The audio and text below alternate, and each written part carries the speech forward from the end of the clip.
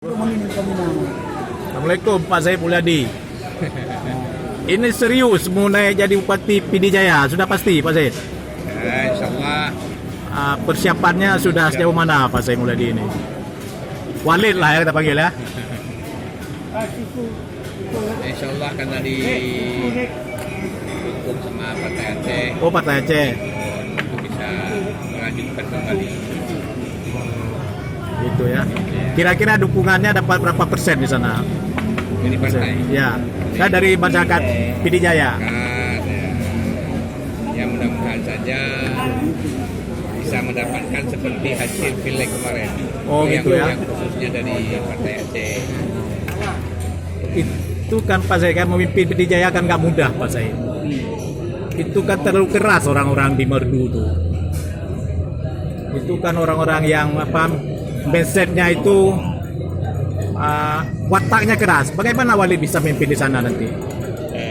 InsyaAllah kebetulan kita juga sudah 30 tahun dulu di birokrat Ya. sebelum adanya PD Jaya. Kita juga sudah 10 tahun di PD Jaya secara khusus, dan kita sudah tahu bagaimana pola, bagaimana watak, bagaimana dengan harapan masyarakat PD Jaya. Ya. Kita tahu baik harapan-harapan tentang sosial kemasyarakatan, juga masalah infrastruktur kebutuhan, Ya. hajat hidup perekonomian masyarakat yang luas sudah kita tahu. Ya, tinggal hanya kita berkomunikasi dengan baik dengan masyarakat, juga bagaimana sumber daya yang ada dan sumber dana yang tersedia yang insya Allah bisa kita komunikasikan, yang sehingga harapan masyarakat PD Jaya dapat. Yang Walid monitor tuh kan berdasarkan keinginan orang PD Jaya, apa yang mereka mau sebenarnya? Itu tentunya sudah masing-masing daerah beda. Ya. Ya, karena kita ada 8 kecamatan yang intinya tetap kita fokus di bidang pertanian. Pertanian ya. Pertanian dan harapan masyarakat di 8 kecamatan itu masih di pertanian. Ya. Tapi bedanya karena di kita itu dari 8 kecamatan ada 7 kecamatan pesisir. Ya. 7 kecamatan pesisir tentunya masyarakat kita itu bergerak di bidang pertambakan dan penangkapan ikan. Ya. Inilah yang kita bedah. Yang pertama sekali tentang infrastruktur tambak rakyat di 7 kecamatan, dan juga bagaimana dengan meningkatkan hasil tangkapannya, Ya. dengan memberikan sarana-prasarana yang sehingga perekonomian masyarakat pesisir itu bisa hidup. Kalau pertanian apa? Padi, Pak Zaid, atau ada yang lain? Pertanian yang secara khusus memang kita tahu bahwa di tetap padi Padi ya. dan tanaman palawija.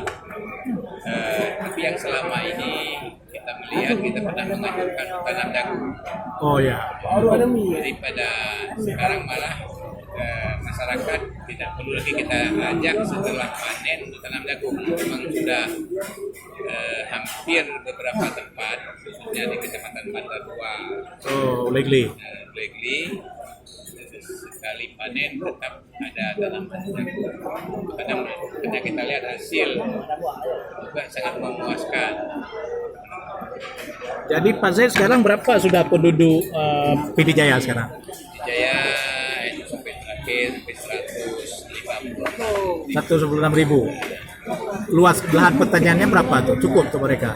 Alhamdulillah, karena kita masih banyak lahan-lahan juga yang belum tergarap, juga dengan potensi di pantai, pesisir pantai, dan juga di kawasan perkebunan. Oh, ada penambahan lahan. Ya, perkebunan yang belum terkelola dengan baik.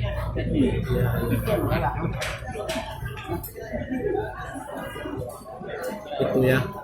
Berapa penghasilan berapa hasil produk padi sekarang di PD Jaya? Saya sekali panen. Hasil perkebunan kita lihat dari data ya dari dinas pertanian, itu kita itu rata-rata per tahun 100 ton lebih per tahun. sedangkan konsumsi masyarakat di Pidijaya hanya 16.000. Oh gitu ya. 16.000. Masih Kita kurang. mestinya sudah surplus. Yang inilah yang dibawa ke Medan, diolah. Kita juga berasnya dibawa lagi ke kita. Apa tidak ada rencana budaya yang lain Pak Said? Misalnya tentang peternakan sapi atau lain? Itu tetap, tapi memang kita belum ada usaha-usaha besar. Ya. Besar yang khusus membidangi masalah peternakan belum. Tapi kalau secara kecil peternakan ayam potong, ayam juga sudah mulai dikembangkan. Iya, Pak Said. Itu kan lahan pertanian makin sempit sana Pak Said. Dengan banyaknya bangunan pemerintah semakin sempit. Apa ada pembukaan lahan baru daerah mana? Yang intinya pemerintah juga itu sudah membuat aturan Ya. melarang untuk melakukan pembangunan di lahan produktif. Itu sudah ada larangan dan sudah ada kanun. Ya. Apabila memang ini mendesak, itu harus dilakukan. Karena juga kepentingan daerah, tidak mungkin juga di daerah kayak kawasan ibu kota kabupaten, biarpun ada lahan sawah, itu tetap memang harus difungsikan untuk kepentingan ibu kota kabupaten.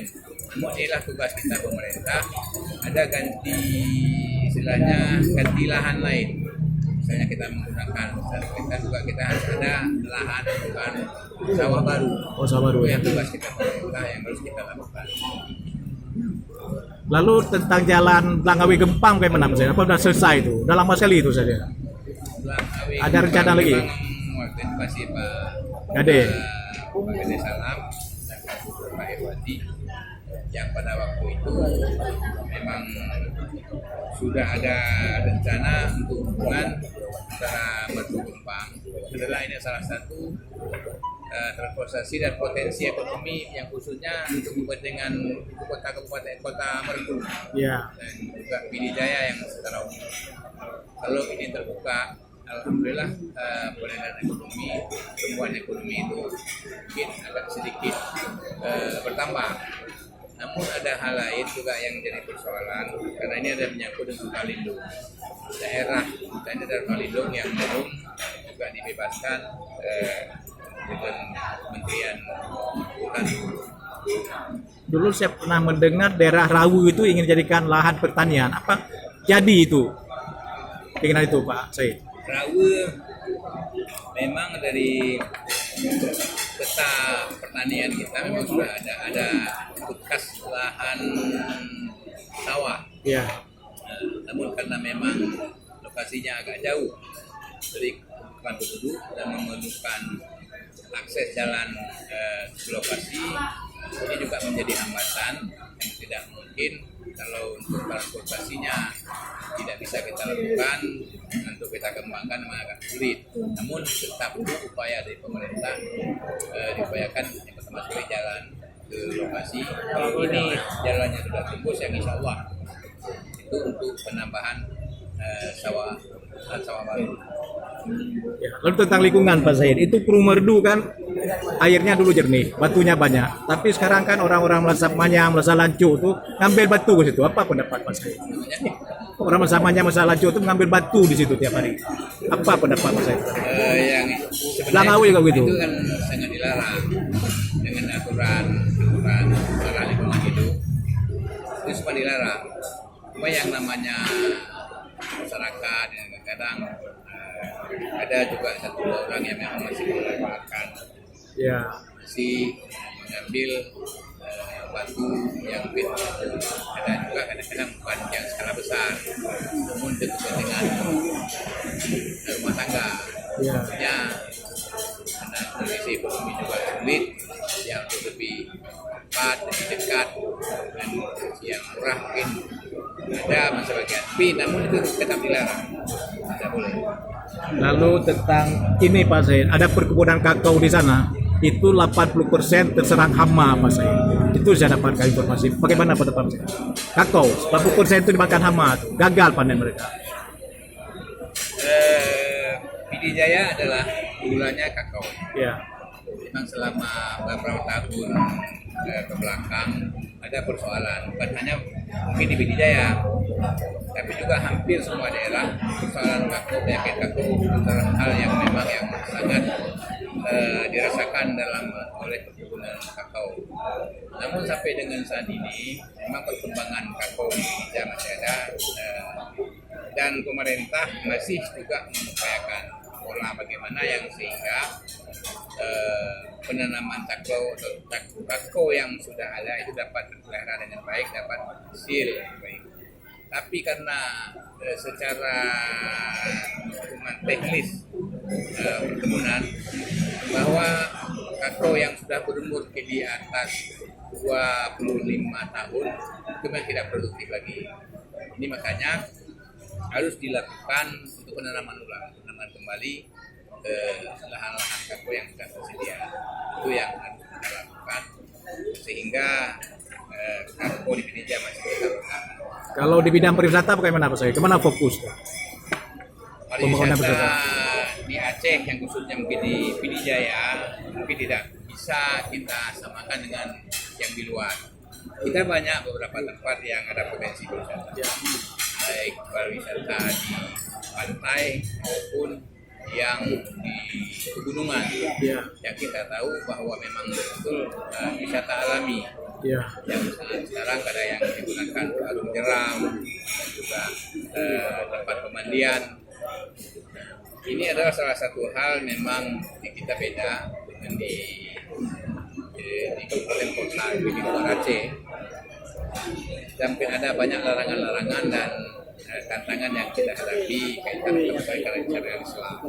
Kita harus melakukan pola dan cara yang memang benar-benar itu tidak melanggar syariat.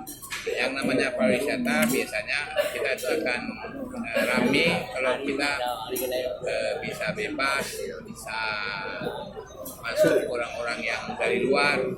Tapi kalau memang ini banyak aturan-aturan, kami rasa hanya untuk pariwisata yang di daerah saja, masyarakat yang di sekitar kita dan khususnya mungkin yang seputaran Aceh. Di Pidijaya kan banyak situs-situs bersejarah itu Pak Said. Ada Masjid Beracan, ada Masjid Kutabate, ada apa lagi itu, mimbar di Pantai Keliman, saya lupa namanya tuh, mimbar Madinah kalau nggak salah saya. Ada lagi di samping Masjid Kutabate itu dulu ada satu orang yang dipancung itu, yang untuk membunuh dia itu harus dituangkan timah panas, saya lupa namanya. Raja Siwujud di situ, hilang tuh jejaknya. Nah, bagaimana Pak Said?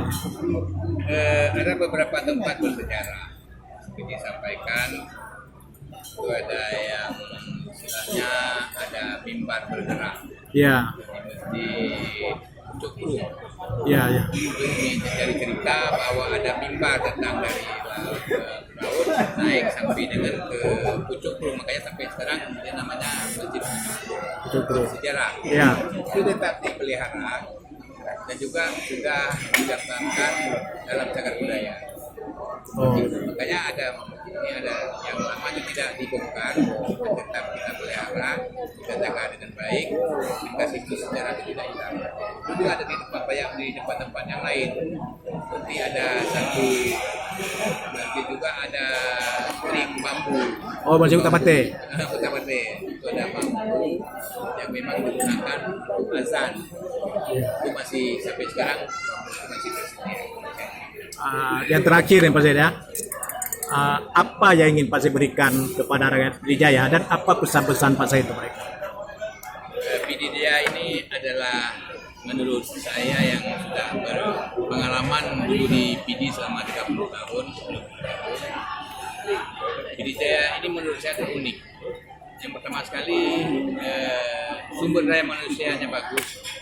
Dan juga banyak masyarakat, banyak tokoh-tokoh masyarakat yang di luar yang selalu sangat memperhatikan bagaimana pergerakan pemerintahan maupun sosial kemasyarakatan yang ada di Pidijaya. Itu adalah mendapatkan perhatian yang secara khusus baik masyarakat kita yang berada di Banda Aceh sendiri maupun yang di luar kota. Itu sangat memberi perhatian. Makanya kalau ada kebersamaan kita di pimpinan daerah bisa merangkul para tokoh masyarakat dan juga para banyak tokoh-tokoh kita yang akademisi dari pengusaha.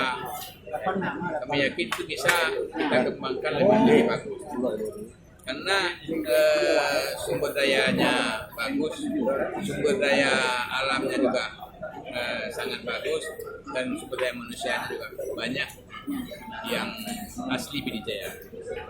Oke lah, terima kasih Pak Said.